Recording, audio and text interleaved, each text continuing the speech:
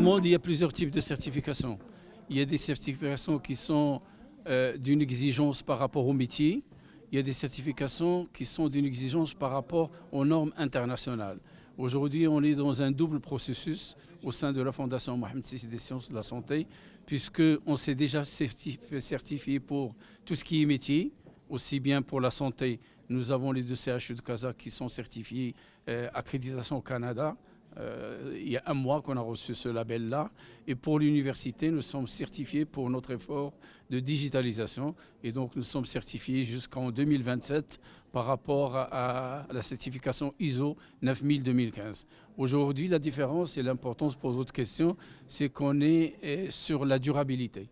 Il ne suffit pas de construire des bâtiments, des hôpitaux, des pôles d'énergie, des centres de simulation. Il faut qu'ils soient durables d'abord dans le temps. Il faut que les matériaux ne se détériorent pas. Et il faut aussi que tout l'environnement qui les entoure, et ça c'est important, puisse évidemment être écologiquement responsable et donc dans la durabilité. Et le plus important, comme vous le savez, il y a des indicateurs de l'OMS et de l'Organisation mondiale de la santé sur les indicateurs de développement durable.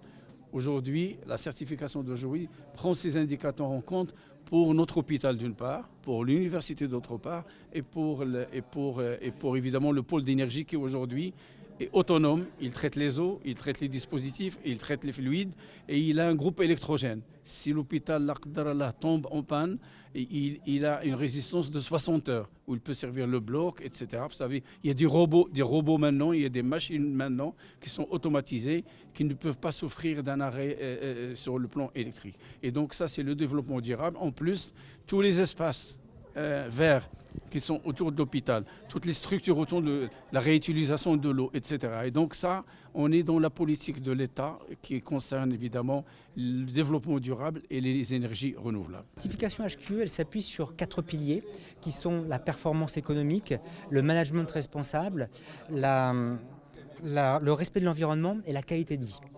Donc ça sont les 4 piliers qui définissent le cadre de travail de la certification HQE. Et le projet, plutôt le complexe hospitalo-universitaire international Mohamed VI de Rabat a donc obtenu la certification HQE au niveau exceptionnel.